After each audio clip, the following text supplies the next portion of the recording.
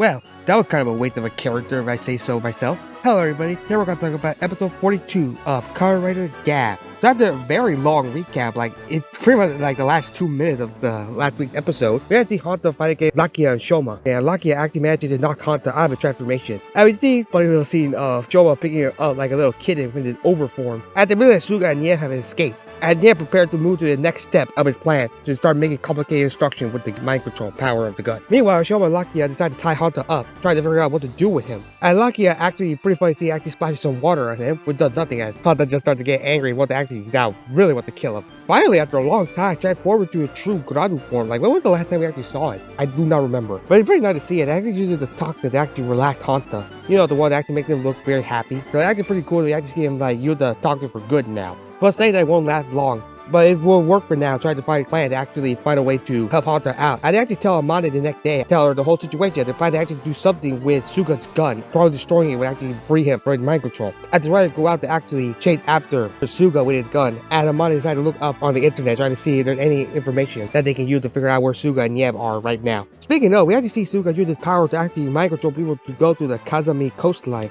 As well, even including Masaru.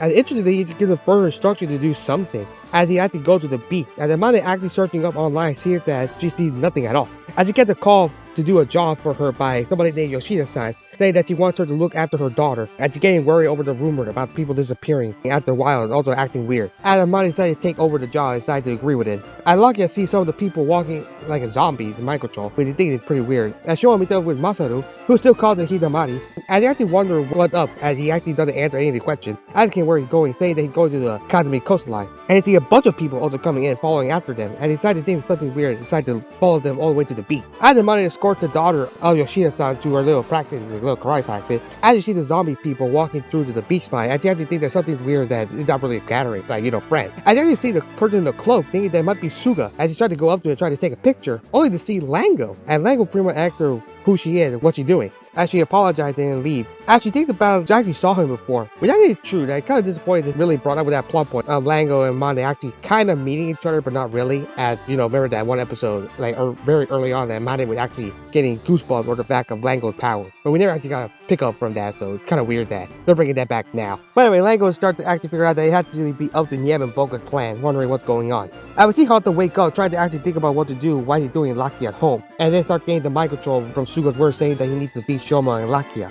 After Gochizo actually telling him that he's wrong, that's not what he's doing. He's having some sort of existential crisis or something like that. And he actually starts to think back at some sort of little angel or demon thing, which is pretty cool to see Hanto in a white suit. It looked pretty good on him. But anyway, he tried to tell him to actually defeat his friend. But the little angel telling him that he's really going to be tricked by Suga again. And he's just trying to go over and over again during all his flashbacks. Think about what he actually done and actually why he started his journey, why he wanted to become a writer in the first place. I would see him go over and over again with more flashbacks, all that, trying to argue with the two angel and demon saying to follow Suga's order, while the other one said to ignore Suga's order, like he wanted to help people instead. And he seemed to be breaking free from it, sweating all over it, decided to be determined. And Nyelv on the Kazami coastline, I actually see the brainwashed people coming in, and Shoma and Lakia tried to stop them and actually failed to actually make them go to the ocean, showing that the last step that Suga told him with Masaru is actually pretty much just, just go into the water and die. So yeah, just, disconnect for a server or something like that. I can't really say the word on YouTube. But yeah, it's a really good little shot of them trying to stop them from going into the ocean. And Amanda also there to actually see what's going on.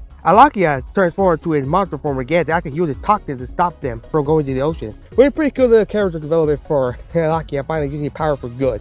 Rather than, a little bit of redemption for his toxin actually being used for something useful and good, actually just be used for something evil. And Nyelv actually praises his thinking, and he believed that he got all the data he needed, and he tried to leave, but the writer tried to chase after him before Suga comes in to stop them.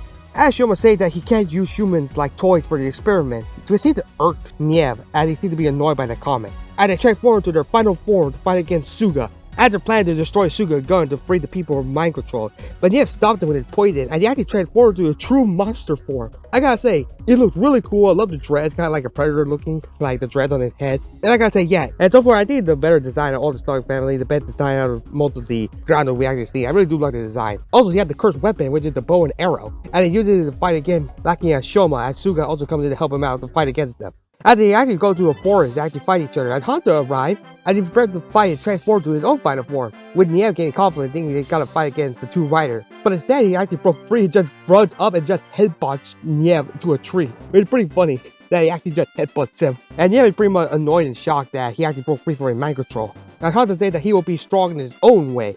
Hanto decides to deal with Nyelv as he actually allows Suga to be defeated by Lakia and Shoma. I think it's a little bit disappointing. I think Hanto should have wanted to defeat Suga, not Shoma and Lakia. I think Shoma and Lakia should have taken down Nyelv while Hanto take care of Suga. But anyway, yeah, they go into a fight and Hanto almost grabs Nyev's head, trying to smash him to the ground, but failed, and Nyelv just kicks him out of the way, just started to get up before he could be smashed to the ground. Just actually pretty good little bow and arrow attack. I actually started attacking against Hanto. It was a pretty good little fight between both of them. Almost satisfying to see Nyelv get his face caved into the ground. We would really love to see that. As Shoma continued transforming over and over again between his master mode and overform, actually whittled down Suga's defense over and over again, actually getting him to a weakened state. As Suga continued to protect the gun, it was pretty shocking. He actually protected kind of like a baby, which I gotta say that it's a little messed up that he actually turned like a baby, like the one for his photo. But it's kind of sad we never actually see most of the storyline of that happening. But yeah, Shoma actually added why go so far for Nyelv. Lakia actually prepared his finisher, saying that that's not Suga, as the writer decided to writer kick the shell of a man he used to be. As Suga finally died, but not before throwing his gun away and actually landing on a tree,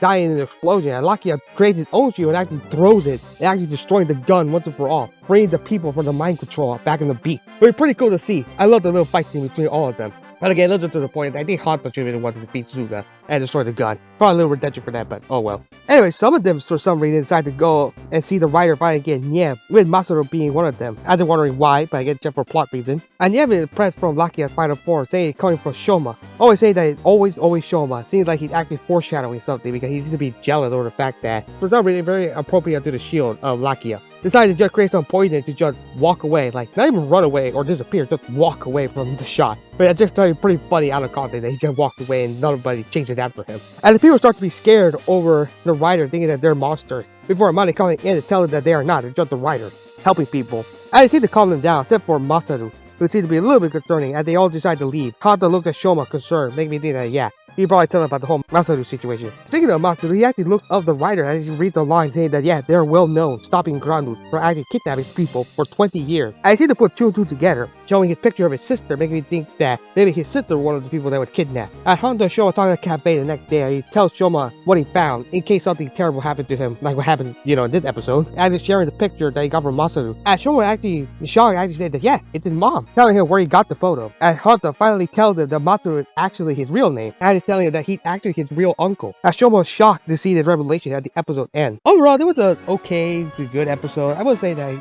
I didn't really like it too much compared to last week's episode. I did think it's pretty good, but we're getting to the end game. I do like the fact that Nyelv's not dead, like we can have more to do with Nyelv. But I gotta say that yeah, Suga was a little bit disappointing. Suga just died. We could have used more of Suga, especially with the whole incident with him carrying the gun like a baby, making me think that maybe we could have had more storyline with the fact that he actually is a crazy scientist ready to evolutionize humanity and stuff like that, but to grieve over the dead child. But yeah, we never see it. But I said I think an actor, I don't know, I couldn't find a picture of it, like lots of actors. But yeah, apparently I think he also got his flowers now. So hopefully I find it and show it here. But yeah, Suga is not coming back anymore. Like officially not coming back. Kind of a shame that we don't see too much of Suga's little character thing, but oh well. I would say that a little disappointing, as I said during the review, that yeah, a little disappointing that Hanto was not the one to defeat Suga. It would have been more fitting for him, because then he would always mind control. But then again, I mean, he did technically already defeat Suga the first time, actually transformed into a frat pain and defeating him. But I think it would be satisfying again to see Hanto defeat Suga once and for all. And even destroy the gun to like redeem himself for being mind control and save everybody from being mind control. I think that would be much better.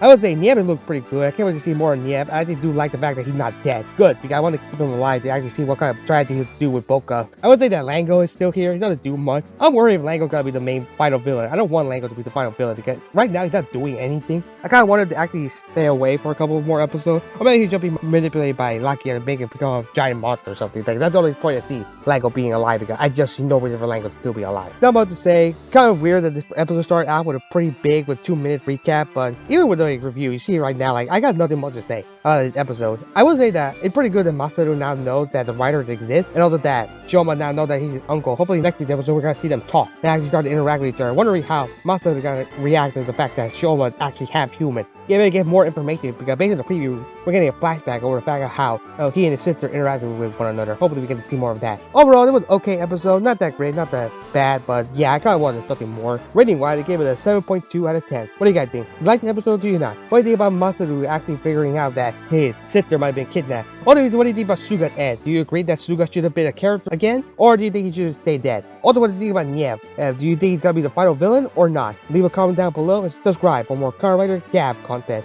Peace.